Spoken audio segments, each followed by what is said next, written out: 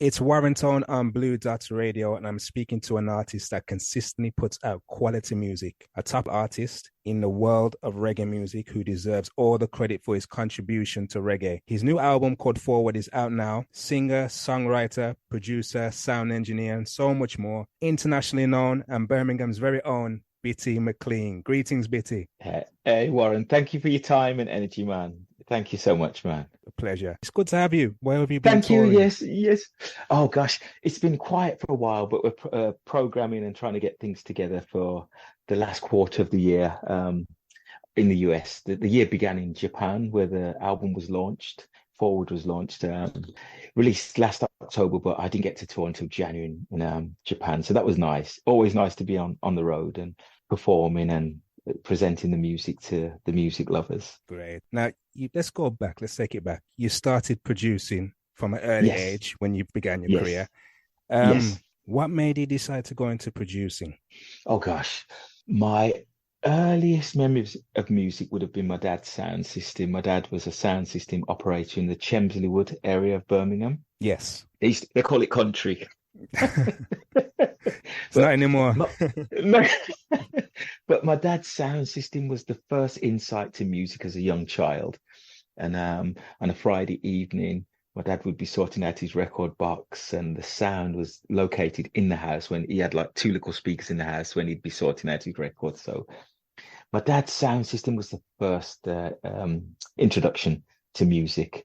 And as a child growing up, I was always interested in the technical side of music, the amplifiers and the mixer and how things worked.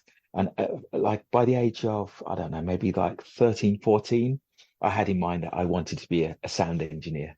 My dream was to become a live engineer, mixing sound for concerts and stuff. So by the time I left school at 16, I enrolled on a college course, Sandwell College over in Wednesbury.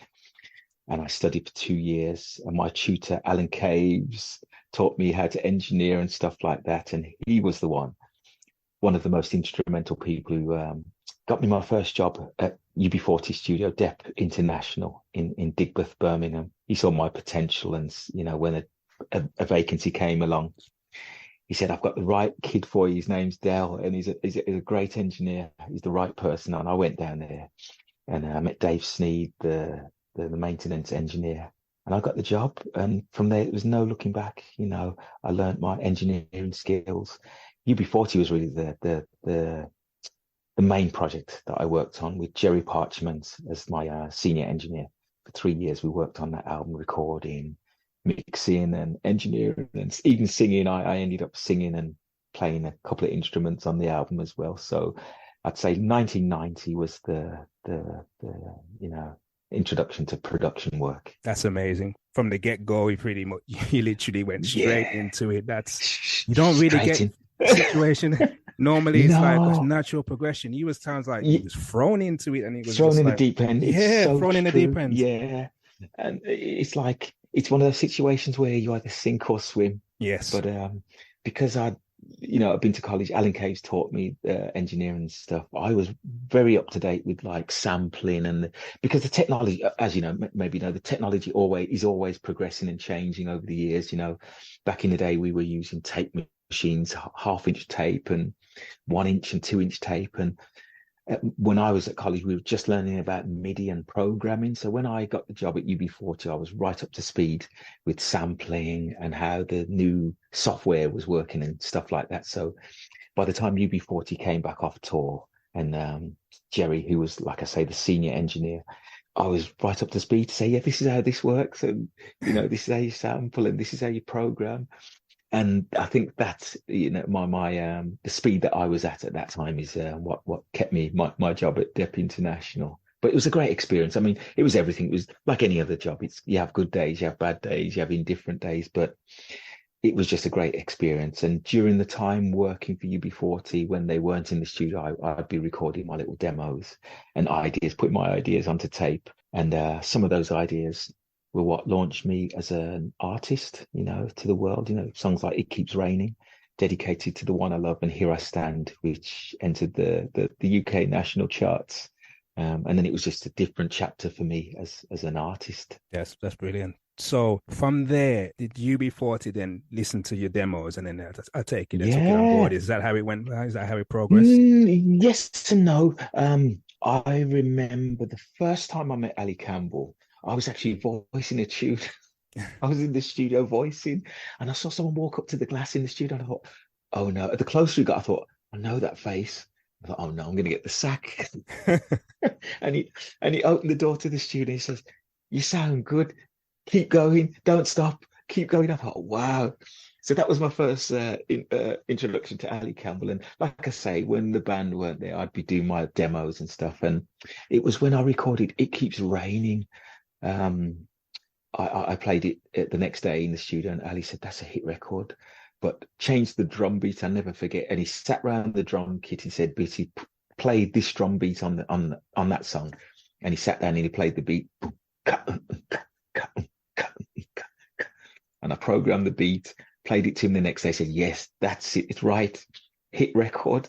And he said, "Do you want it? What are you going to do with it?" I said, "Well, I'd like to press some white labels." So he told me to go to the accountant, find out how much 500 records cost, white labels, and tell the accountant to give you the money as an advance off your wages. So I did that. I done my research, found out it was like £590 to press 500 white labels.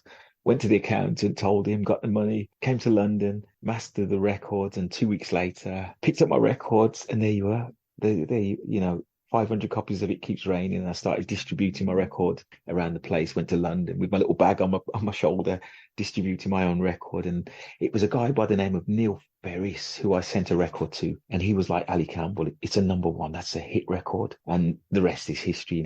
He signed me to the label. We released the record in July 1993, and yeah, it got to number two in the national charts. So that was the beginning of my career as an artist, as opposed to just being a studio engineer. And you had many hits after that. He was continuous. Yeah, I take it you went There on was a tour few. with UB40.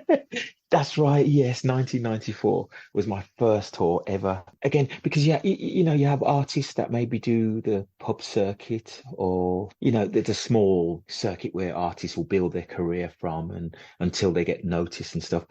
Cardiff Arena was my very first live show, in front of 8 or 10,000 people supporting UB40. But I was saying prior to that, it was Handsworth Carnival was the first opportunity to hold a microphone around a sound system. And I Yeah. was just saying, Warren, you're probably too young to remember Handsworth Carnival. I'm not sure. No, I remember it. I remember it well. Even though I had to sneak in. So, I had to sneak in. But yeah. so it's like, sounds like Wassifer, Now Generation, Romantic Bubbler. Anytime I had the chance to go to Carnival, it would be those sounds that I would stand around. My older brother would push me up front to say, "We have a young you, give him the mic, make him," and I'd always create a little vibe. And that was like the testing ground. And we always used to create a nice vibe and crowd rail and stuff like that. But my first actual concert was Cardiff Arena supporting UB40 in 1994, January 1994. That's amazing. And he just carried on, inspired from there. And what Yeah. made you went to Jamaica after that? Then I take it. Yes, 1995 was the first time I went to Jamaica, and it was to record a project with Sly and Robbie. Ali had started his own label, and we went to Jamaica. I recorded an album, but record company politics, the album was never released. But it was from that time I knew Sly and Robbie, and whenever they came into London or were touring in Europe, we'd always connect, and I'd check in and say how, see how things are. So they always kept me in mind, so to speak. And after the release of an album called On Bond Street in 2004, a guy that was working with Sly and Robbie mentioned my name. "Do you know this singer called Bitty McLean?" And Sly and Robbie were like, "Of course we do. Of course we know Bitty." And he was like, "Well, I want to connect you, Sly and Robbie, you two and Bitty together, and let's do a project." And the guy's name is Guillaume Bouga. He's based in Paris, France. He's a producer, label owner. And he was searching for me for about 6, 9 months. And, I went to a show in, I think it was Germany, and a guy pulled me aside and said, "There's someone looking for you. His name's Guillaume, and he wants you to record with Sly and Robbie." And I was like, "Yeah, right." And then I got another message from a friend in Hawaii, a lady called Patty, St. John Payne, who I'd worked with. "Hey, Bitty, someone's called me. They're looking for you. His name's Guillaume. I'll give you his number. He wants you to do some recording with Sly and Robbie." So I thought, okay, let me just find out what this is all about. So I called him. I said, yeah, this is Bitty. What do you want? He was like, no, no, no. Honestly, I work with Sly and Robbie, and I love your album. I love your music. I know you from It Keeps Raining Days. I think it would be a great connection. And it was so funny. Sly and Robbie were in town at that time. I think they were playing the Jazz Cafe in London, in Camden, like the week after.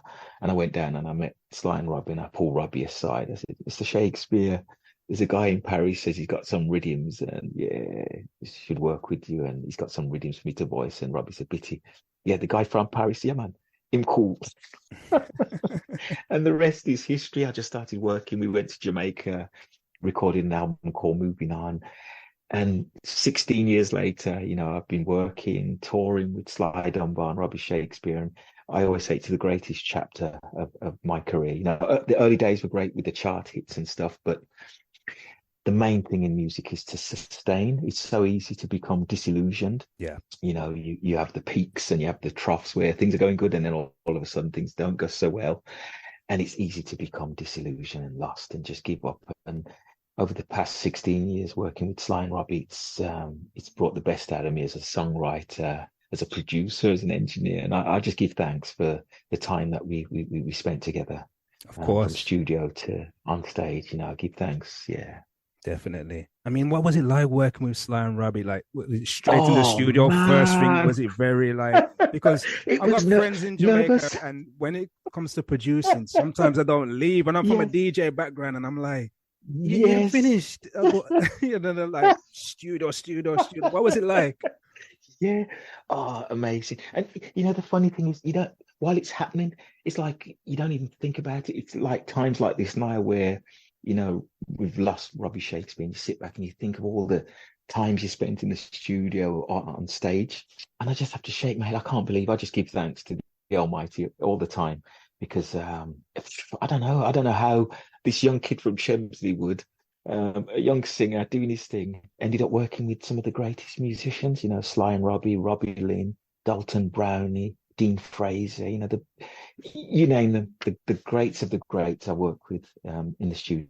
The first album I recorded in Jamaica, we were all together. And then after that, because I've got my little base here in England, so Sly in Jamaica, Robbie's in Florida, and I'm here in England. And somehow we were able, with technology, to join the dots together. Sly builds a beat, I put a few chords, and I voice the song, and then I'd send it to Robbie.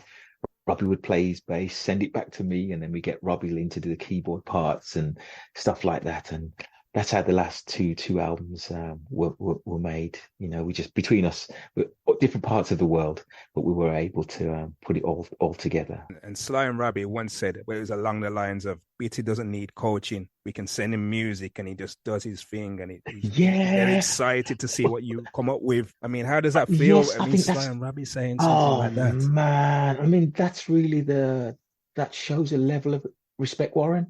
Because it's like I say, I'm just a singer from Chelmsley Wood, Birmingham, and here I am. I mean, I'm probably the only artist that's ever worked with Sly and Robbie that's had a foot in with the production side and the mixing side as well. Most artists probably voice for Sly and Robbie, and they take care of the production and the mixing and everything.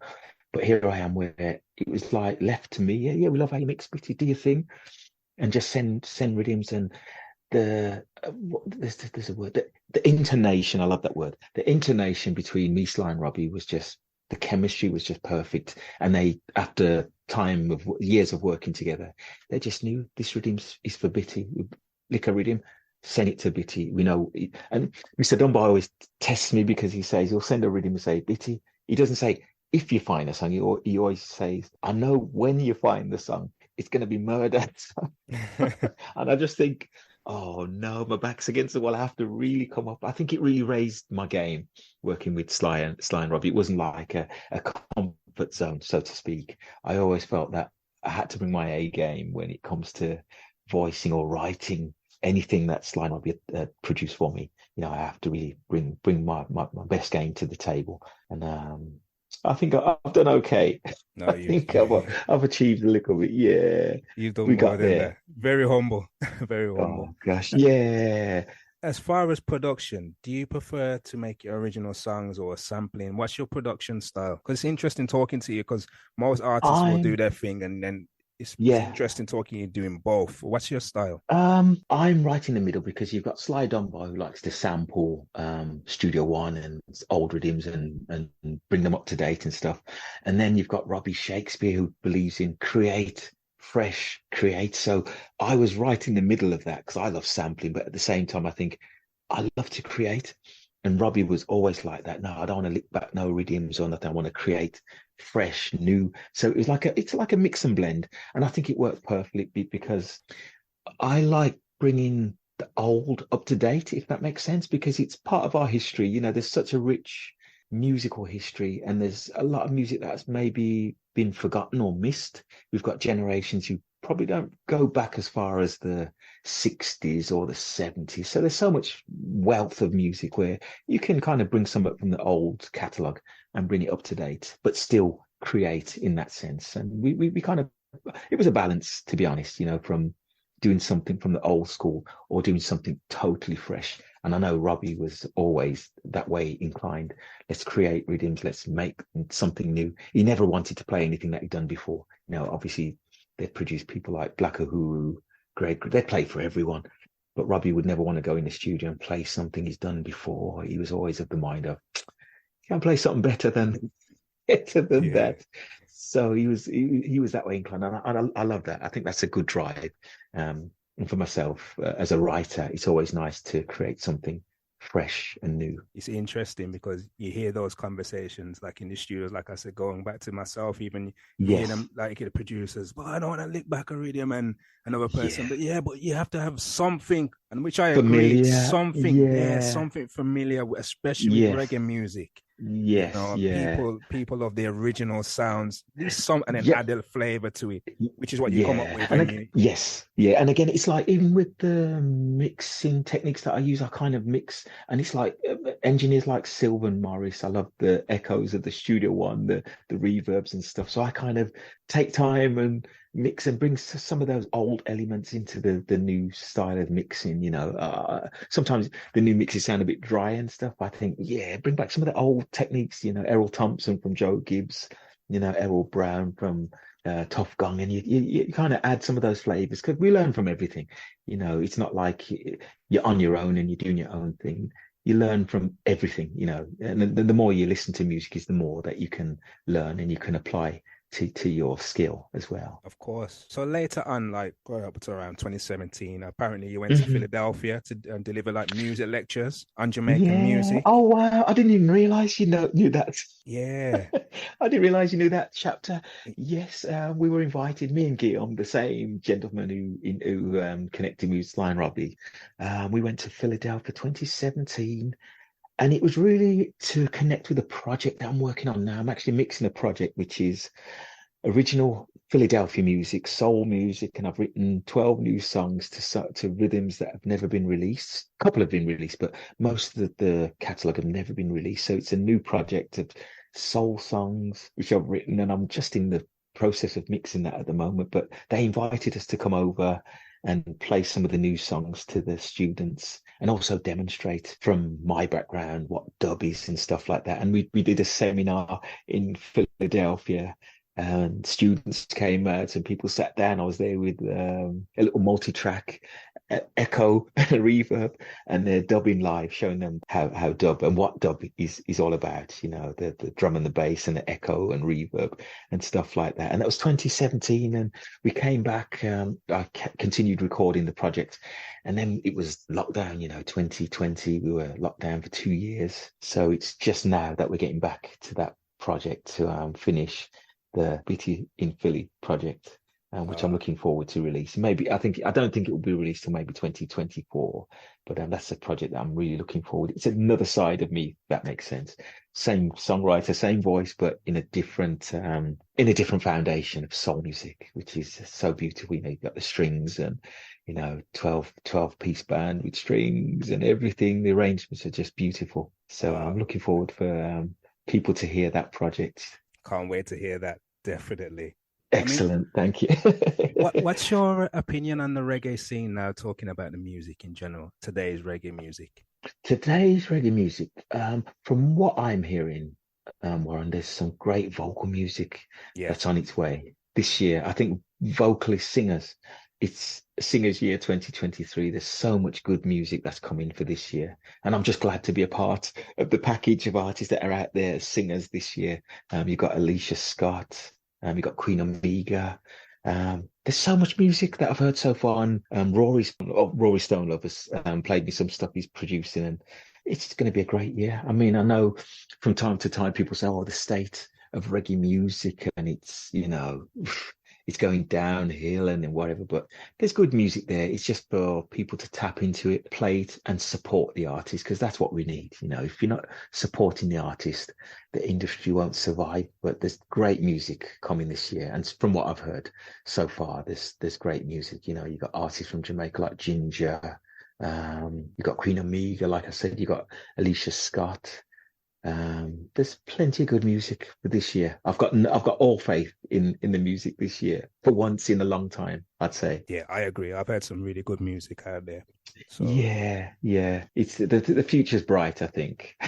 definitely. Well, as far as yourself, we're all aware you're a versatile artist. You can do lovers rock, roots, reggae, all different styles. Now, you decided to release Glass House as your first single, which is a good roots reality song with a message, Yeah. especially in Yeah. these times with all what's going on. What was Yes, the reason yeah. why you released that single first? Was there any particular reason? You know what? I was against it, to be honest, when Guillaume from Paris, the same gentleman we was talking about, said Glass House is the first single. I called him, "Are you sure?" He said, "No, Bitty, I'll tell you what you do. Think about it and call me back." And I sat and I thought, gosh, Glass House. I'm thinking, boy, better to go with a rubber dub. But I thought, you know what? Yeah, Glass House. Let's break the mold, because I think you can get kind of in a comfort zone, because people know Lovers and Rubber Dub is really my forte in that sense. But I thought, yeah, man, Glass House, let's go with it, man. Let's break the mold.